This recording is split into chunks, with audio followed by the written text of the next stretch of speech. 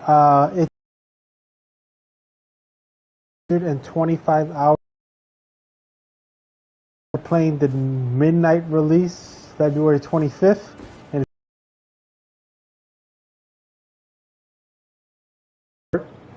but whatever. But I find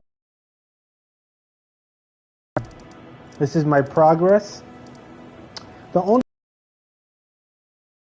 I get to run into is like this lady, Melina Malekith. This I hear about her on YouTube. Everybody runs into her, have a hard time, but like I never ran into her. Like talk about the experience for like Soulsborne's fans.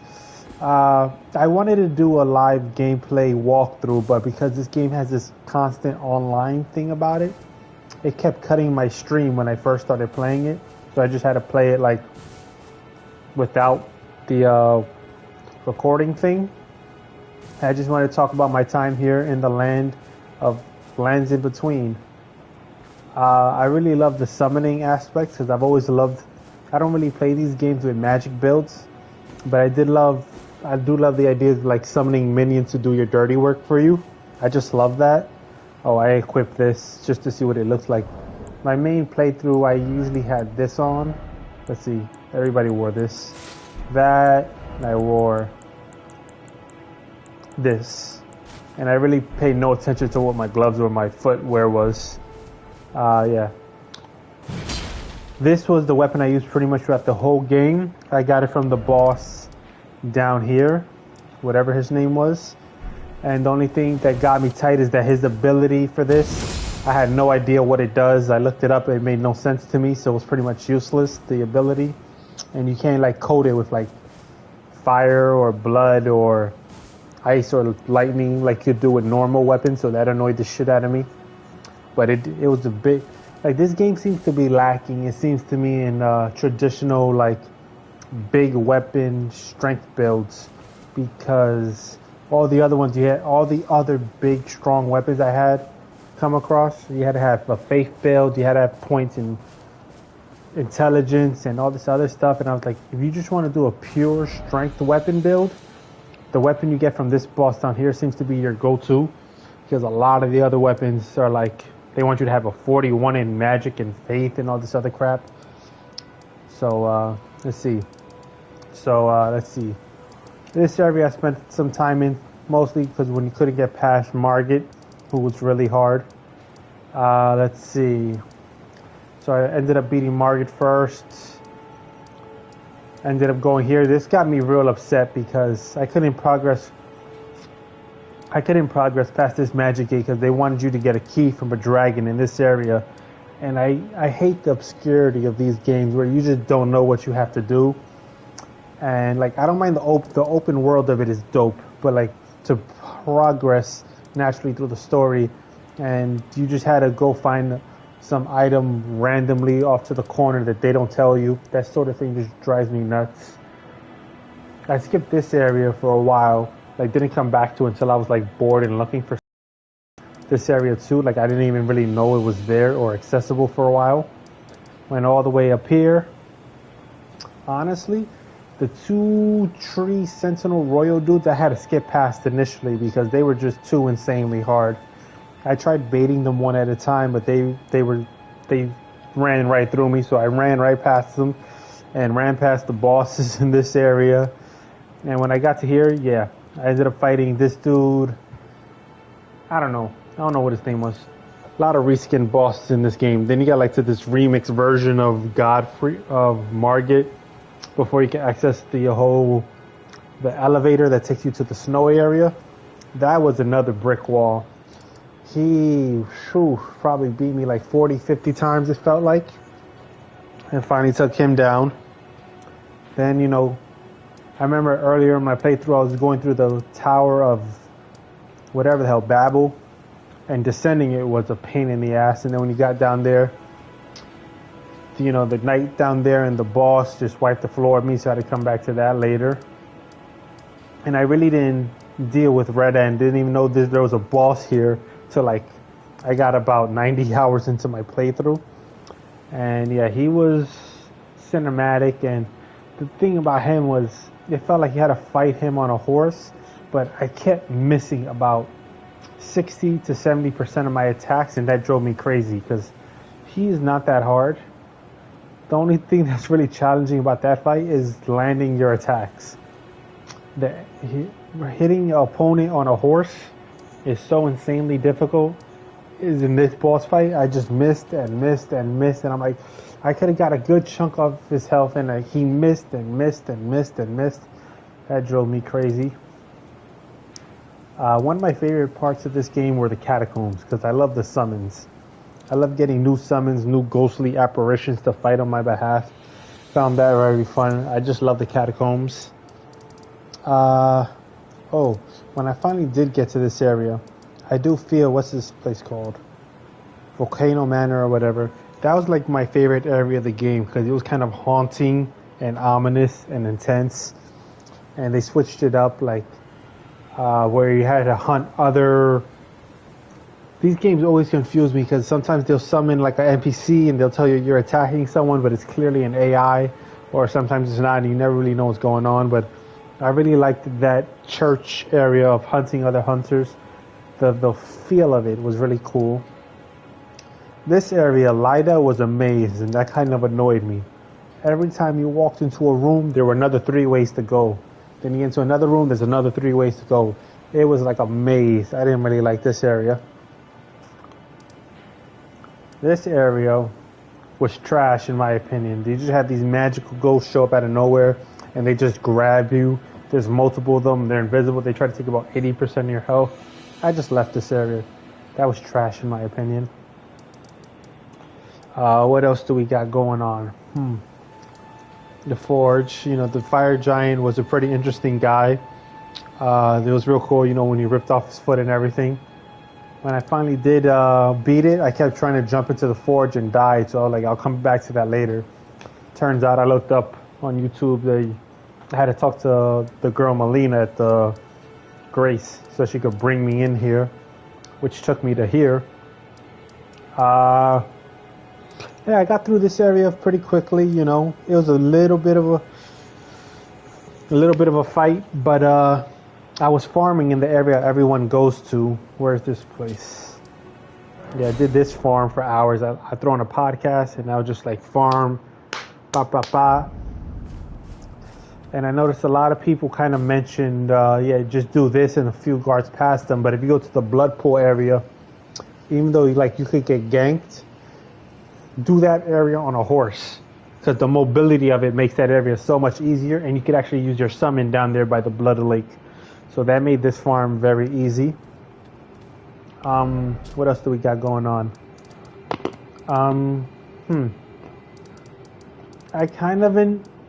These were just okay to me because this is actually the only one that gives you a spiritual summon. The rest of these give you some obscure random item. I didn't really care for those that much. You face some reskin boss you already played against. Really didn't care much for this area too much. But I did like that the boss was a magic user, so that lets you know it's going to be easy. You just got to get past their BS and you'll be fine. Who am I forgetting about? I talked about Margaret a little bit. Yeah, Margaret was initially a dead end.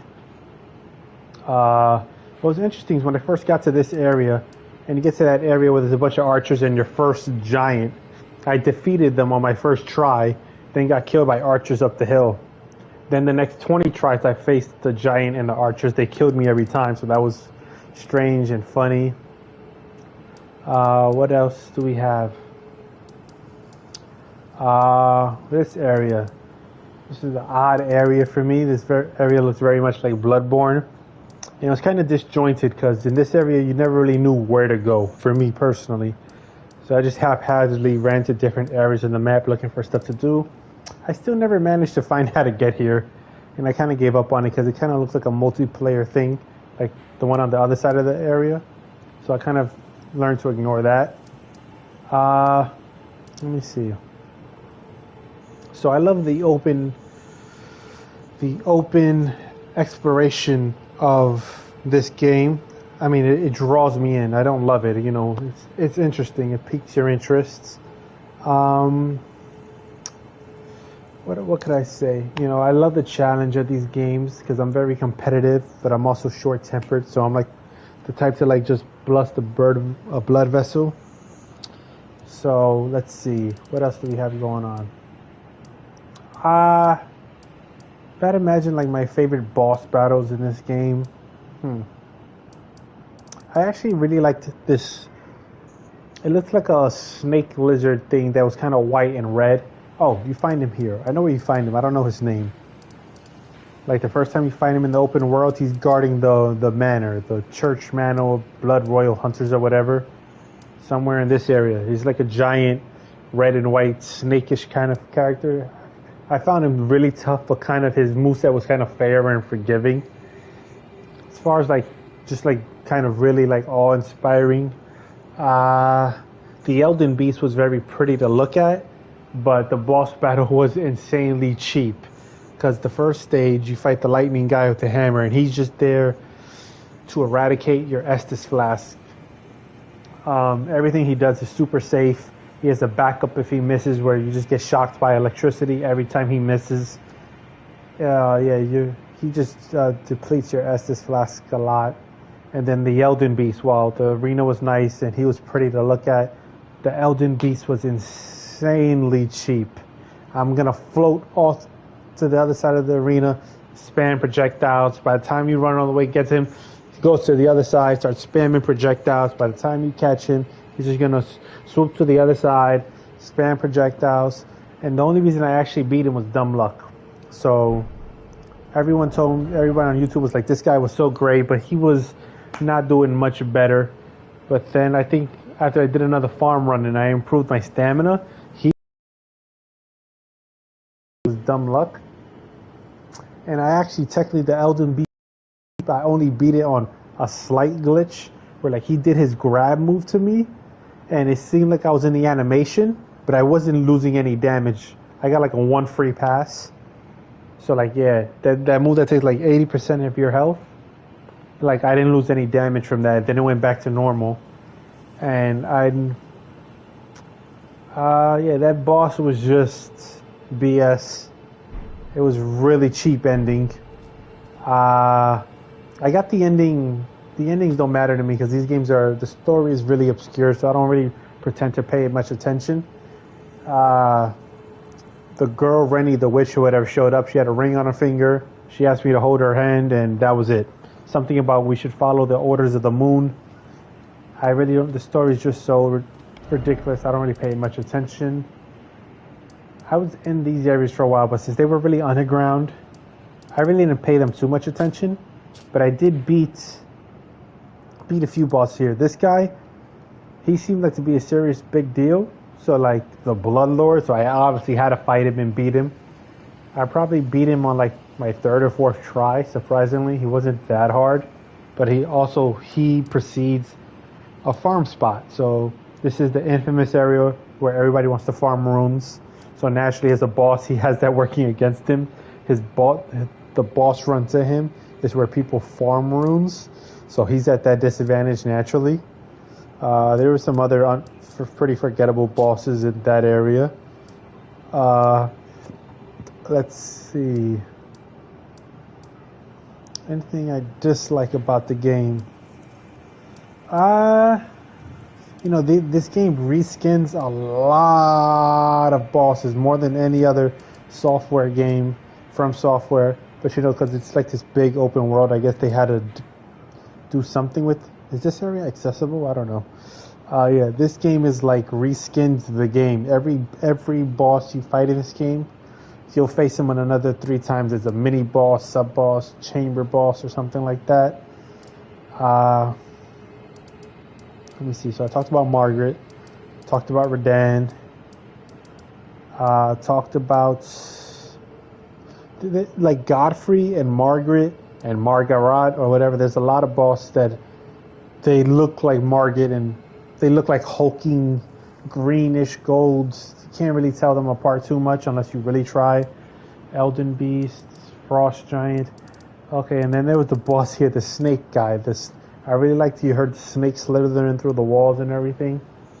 So yeah, I ran straight into the lava pit, and my thing was me and Mimp were just gonna tag team him, tag team him, tag team him, and I almost quit the game because it was late at night. I was determined to beat him, and I finally brought the snake down, and then he re-emerged, and it was like a second part of the boss battle, and I was like, listen, I know he's gonna kill me, obviously, but I'm not gonna restart this game, like continue playing if like when I die I have to face the snake all over again to get to the second part, because that was so insanely difficult. And it turned out that was the case, and I was kind of furious. I rage quitted for like a day, and I was like, whatever, blah blah blah.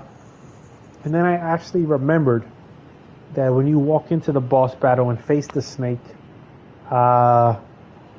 you get a great hunting serpent sword, and I never used it because I was like, I would have to upgrade this, and I already have the upgraded weapon I already have, so I paid it no mind.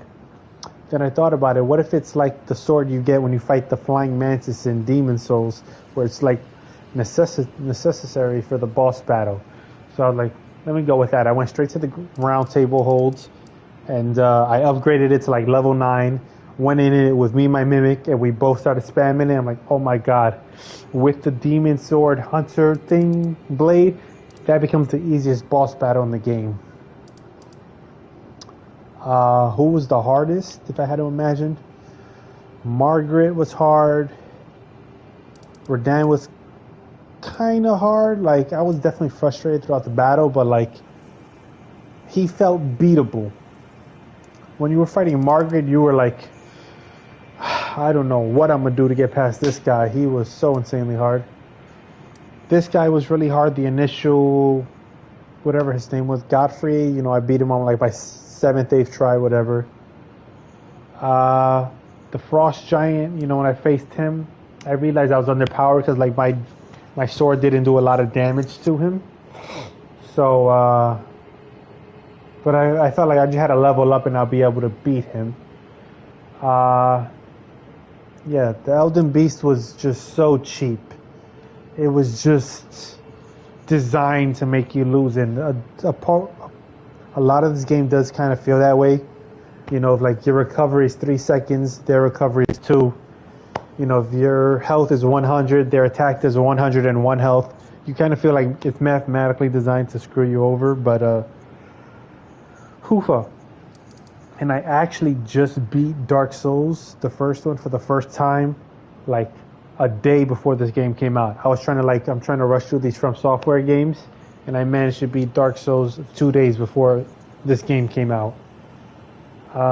Yeah, so this was a very interesting game, and what I will compliment it on is like this, like the hard part of it. That's one thing. The obscurity of the games really just frustrate me, where you don't know what to do. And I'm not talking about like exploration wise, because like this whole game is like go wherever you want. That part is fine. When the characters start talking in riddles and they give you an item, you have no idea what it does, and all that type of crap. I don't like picking up my phone and having to do research. But what I will say is that you know, I have 125 hours in this game, so like it keeps you wanting to explore. It keeps you wanting to push further, because there's actually a lot of games I pick up and put down within a couple hours where I just get bored and I lose interest.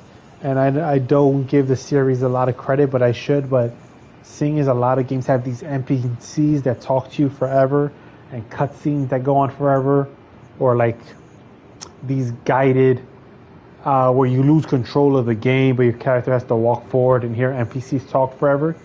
One thing I have to give this series credit for is how it just lets you play. This game is 125 hours long, and of those 125 hours, I'm pretty much playing the entire time. I'm not dealing with cutscene, forced walking sequences where you can't really move, where you got to turn your head and all this type of stuff. From Software just puts you and says, you want to play the game, go play it. You want to play, go play it. And I really appreciate that. I hate constant cutscenes and forced dialogue. You can skip through dialogue in this game.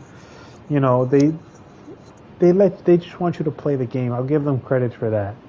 So I don't think I'm like gonna give it a review score, because I don't know, just to put a flat out number on it, I don't know. It's just about what the experience speaks to you personally. Uh, I like looking back on my progress of the game, that I managed to conquer this insanity, because there were a lot of rage quitting moments, and I managed to conquer this really difficult game. I just do feel a little bit turned off, where sometimes it doesn't feel like skill always prevails. Sometimes it's just like you gotta farm runes to get super strong, and then you face some enemies that are just like total BS, and you're like, I just overcame BS.